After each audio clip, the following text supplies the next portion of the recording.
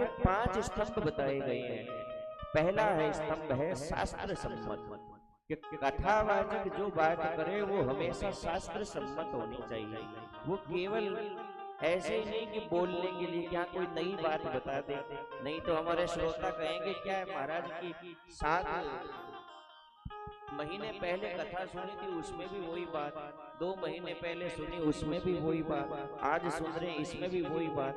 तो हमारे कथा श्रोता बंधे रहे, नई नई बातें उनको बताएं, उनको चस्का लगे, इसलिए कुछ भी बातें बोलने लगे तो वो कथा का कोई अर्थ नहीं है। कथा हमेशा शास्त्र सम्मत ही होनी चाहिए। जो भी बात बताए हमेशा बात प्रमाणिक होनी चाहिए। केवल बोलने के लिए या ताली बजवाने के लिए कोई बात नहीं बोलनी चाहिए। तो कथा का पहला स्तंभ है कथा हमारी शास्त्र सम्मत हो। कथा का दूसरा स्तंभ है कथा हमारी भाव प्रधान हो। कथा ज्ञान के लिए नहीं सुनी जाती, ज्ञान तो कैसे भी प्राप्त हो सकता है। ज्ञान प्राप्त करना है तो आज घर बैठे ज्ञान प्राप्त हो सकता है।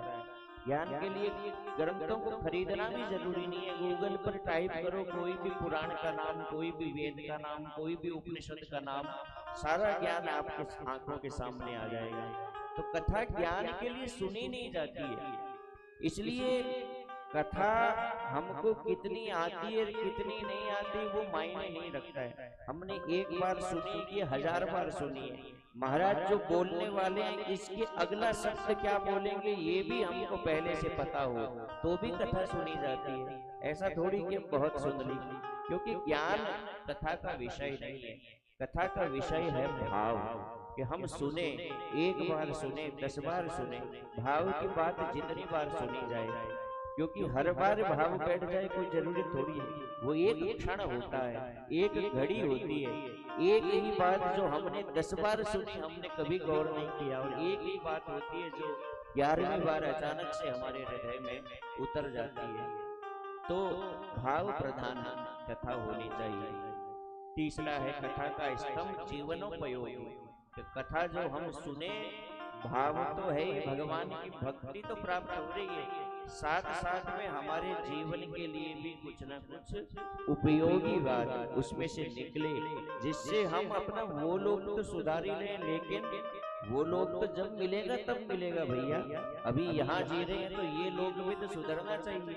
तो कथा जीवनोपयोगी भी होनी चाहिए कि इस जीवन में कथा हमको क्या लाभ दे सकती है। चौथा स्तंभ है भगवान का समन्वयकारी स्तंभ, कि ऐसा नहीं कि हम राम कथा कर रहे हैं तो हम बस राम की बात और राम ही सर्वस्व और राम ही ऐसे, हम शिव महापुराण कर रहे हैं तो नहीं नहीं भैया, जो कुछ है देखो, और देवता तो ऐसे वो ऐसे, जो है शिव है। हम कृष्ण की बात कथा कर रहे हैं तो नहीं, सुप्रीम तो कृष्ण ही है। ऐसा नहीं होना चाहिए।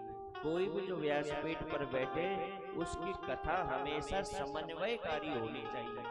चाहे वो किसी की भी कथा कर रहा हो, लेकिन उसकी वाणी में राम कृष्ण शिव भगवती किसी के लिए कोई भेद ना झलके, कभी ऐसा भाव ना आए, वो किसी को जबरदस्ती मोटिवेट ना करे कि हाँ तुम देखो इसकी पूजा करना चालू कर दो। ऐसा भाव नहीं हो, सब एक है। ये भी कथा का एक मूल स्तंभ कहा गया है। और पांचवा स्तंभ कथा का है अखंड भक्ति, जहाँ पर न किसी मत का खंडन हो, जहाँ न किसी दूसरे संप्रदाय का खंडन हो कि देखो लोग ये कहते हैं वो कहते हैं ये सब गलत है, ऐसे कोई लेना देना ना हो। केवल भक्ति का मत प्रधान रहे, केवल भक्ति लेकर के चले। ये कथा का पांचवा स्तंभ है। ये 5 स्तंभ जिस व्यासपीठ के मजबूत होते हैं तब वो कथा अद्भुत होती है, तब वो कथा दिव्य होती है। और